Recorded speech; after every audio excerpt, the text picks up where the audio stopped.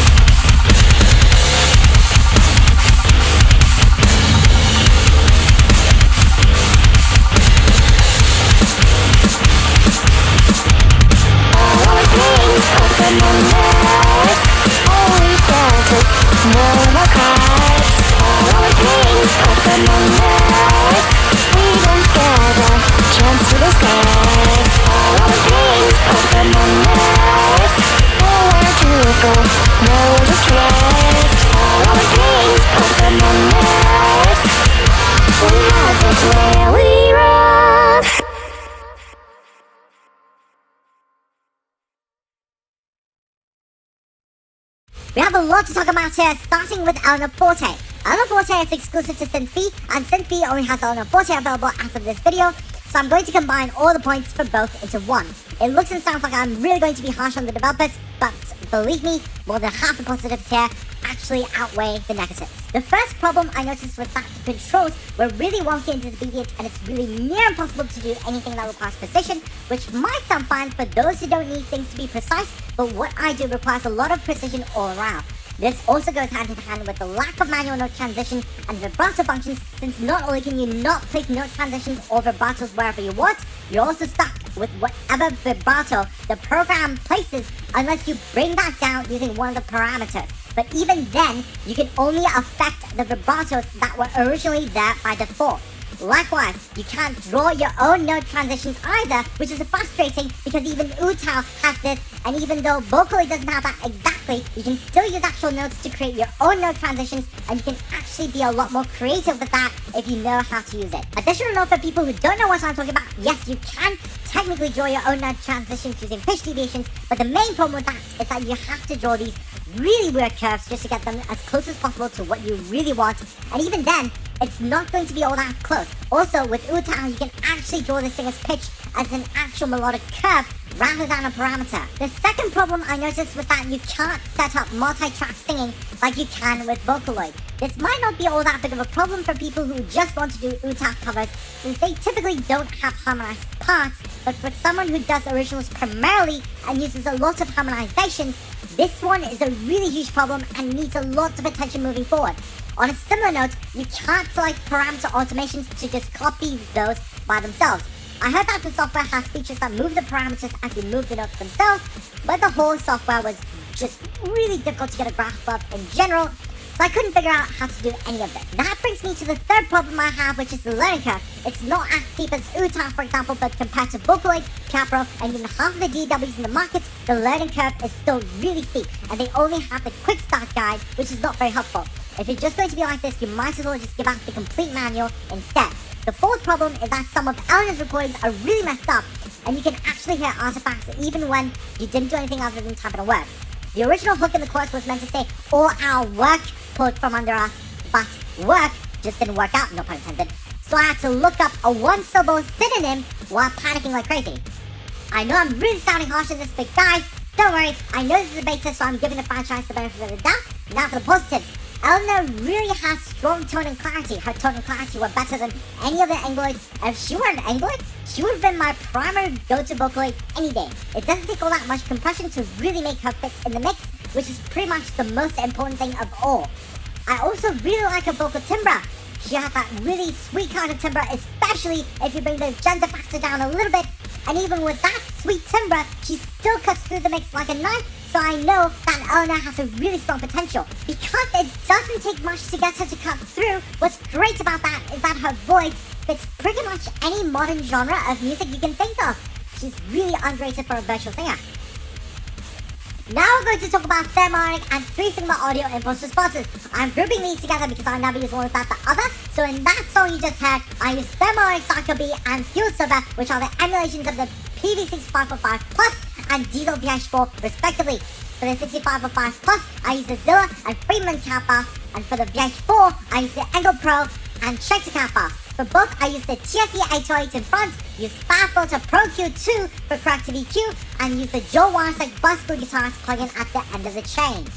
The downsides of these are mostly nitpicky stuff. Obviously, one Thermionik amp and one TSE impulse response is not going to be enough in order to get that tone you really want, since even in real life, you can't expect one amp and cap to work.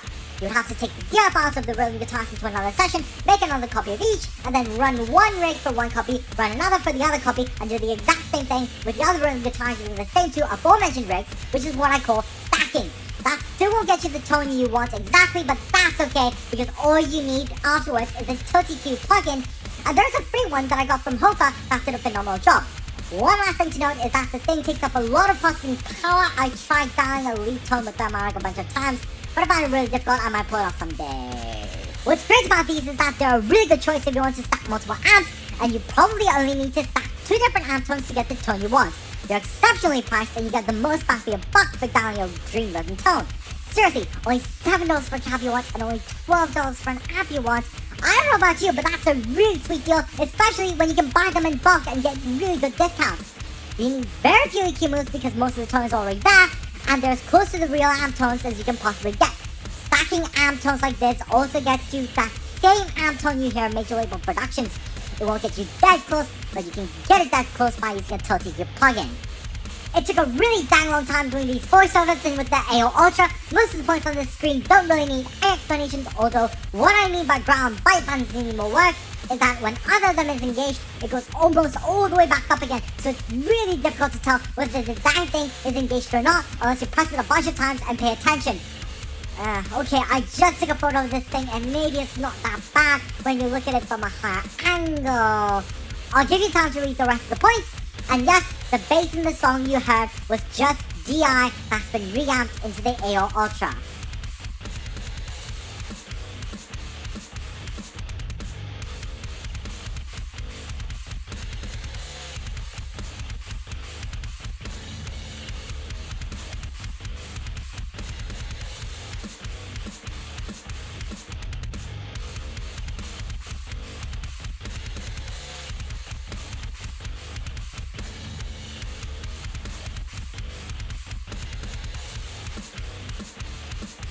Simply put, when it comes to settings, I knew for a fact that the bass needed to have a lot of bite and attack, but I also knew it needed to have a lot of gain so that it can be heard in the mix.